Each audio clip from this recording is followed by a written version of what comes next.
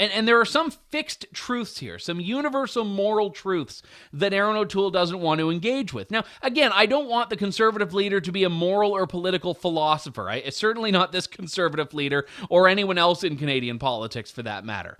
But what I'm saying here is that you can't just take this tiny little subset of this debate and say, yeah, this mandate's wrong because, there's no cauliflower on the shelves.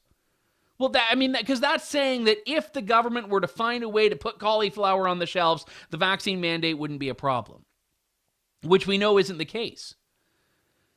Now, I do think that the economic dimension of this is the only reason the Conservatives are choosing to take up this particular vaccine mandate fight. They're not talking about vaccine mandates for healthcare workers. They're not talking about vaccine mandates for air travelers. They're not talking about vaccine mandate for travelers in general returning home to Canada who want to evade quarantine.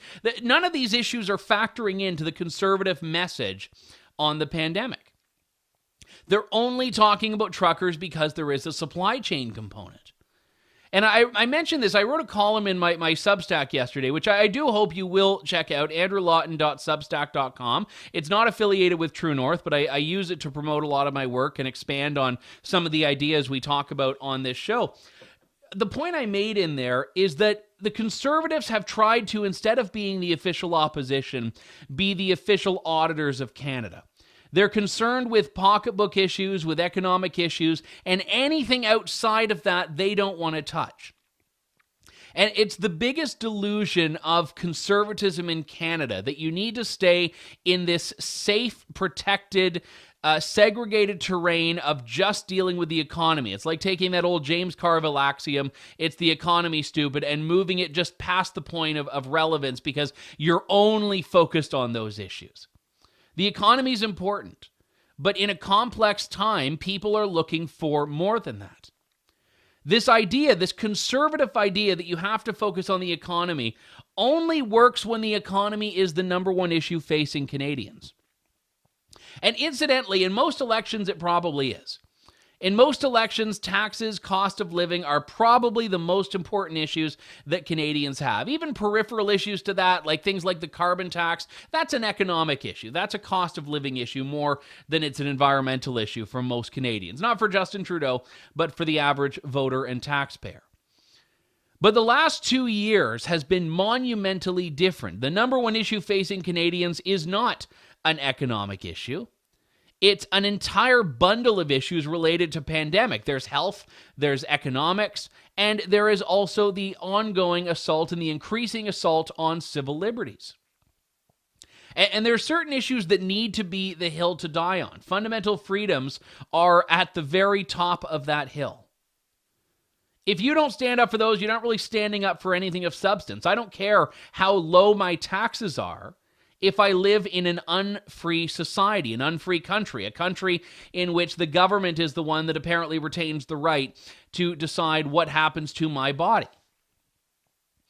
So right now, these are political problems. The Canadian government didn't cause COVID. The Canadian government didn't cause the pandemic, but the Canadian government has caused its response to the pandemic. So this is a political issue in need of a political solution. Ideally, this would be something that would serve as a welcome mat with, big flashing lights telling Aaron O'Toole, this is your runway, you can land on it. But he's not doing that, and he's not been doing that for basically the entirety of his leadership. Because remember, he became the leader of the Conservatives midway through this pandemic in August of 2020. So he's had a year and a half. And he has not wanted to take up the biggest challenges facing Canadians. There are many problems. What they're protesting is entirely within their right to protest. It's something that everyone should be protesting. Vaccine mandates more broadly, specifically for them, the vaccine mandate that prevents them from being able to cross the border and come back into Canada without being fully vaccinated, if that's something that for whatever reason they don't want. But beyond this, we also have the idea that they're taking a stand, and they've done it in a way that I find interesting here.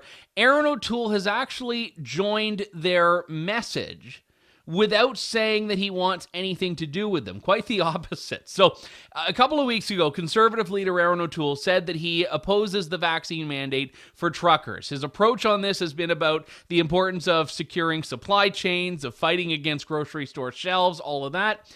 But he hasn't wanted to take up any of these fights in any other context. He's not been waging the war for freedom on vaccine mandates and vaccine passports. He's made some veiled, nondescript attacks against lockdowns, but hasn't really dealt with or engaged in the substance of these things. But when grocery store shelves are at issue, he's saying, yep, I'm with you. I'm opposed to the mandate. So it was odd to see at his press conference yesterday him unwilling to say whether he supports the convoy, let alone whether he will meet with them. I'm not going to play the whole thing. He was asked, I think it was about 8 times, in English and in French, what he thinks of the convoy, and wouldn't give an answer at all. This is just one sample of it. And to follow, again, repeat Louis' question, will you meet with them when they come to Ottawa? We've been talking to the Canadian Truckers Alliance, Glenn, for several months. We've seen a crisis in the supply chain coming for several months, and we've proposed policies to try and help alleviate that.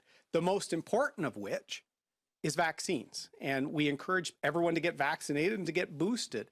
And how can we use those tools alongside the other tools to make sure that we don't see shortages on grocery store shelves? Because here's the reality. When there's a shortage of products, the costs go up, and Canadians are already 60% worried about paying their grocery bill. So we can't have policies that make that even worse, and we can't raise taxes. So that's what we've been advocating for responsibly the last few months, Glenn, is to try and tackle the supply chain crisis, encourage vaccination, not ignore problems and divide the country like Mr. Trudeau does. He was asked a couple more times, and then he was asked, okay, will you meet with them at least? And he said it's not his place. This is the answer he gave to CBC's Travis Danraj on whether he'll meet with them. I assume that you knew that you were going to get questions on the trucker convoy today. It's just strikes me as odd that you don't have a clear position on this. So I'm going to try again. I know that my colleagues have tried, but why are you unwilling to tell these truckers coming to Ottawa if you stand with them or not? And do you have a position that you will make clear today? Well, Travis, let me be perfectly clear. As I just said in French, it's not for the leader of the opposition or political party to attend a protest on the Hill or a convoy. It's up to politicians to advocate for solutions in a cost of living crisis, in a supply chain crisis, in a way that's responsible and respectful of the public health crisis we're in. Okay, so he's not saying whether he supports them. Then he says it's not the place of a leader of the opposition to meet with any protesters. Setting aside for a moment that opposition leaders join protests on Parliament Hill historically, they've spoken at them. This is not a novel concept, but nevertheless, he wasn't giving an answer. So we can take from this that he probably does not support the convoy, but doesn't want to say it, or he does support the convoy and doesn't want to say it, but I think that's a lot less likely. And the reason I want to bring this up and focus on his words here is because Aaron O'Toole has taken issue with the vaccine mandate for truckers, and the answer to that is no. These are not just like these racist, misogynist, anti-vaxxers that Justin Trudeau likes to malign. These are ordinary people that are saying, you know what, these people are speaking for me. And how dare the official opposition leader who claims that he agrees with these people, he hasn't said he agrees with them, but he claims that his position is the one that has launched them to action. How dare he not oppose? There is a movement right now in Canada that's growing, and it's a movement that in the political context of elected Canadian officials is without a leader, sort of.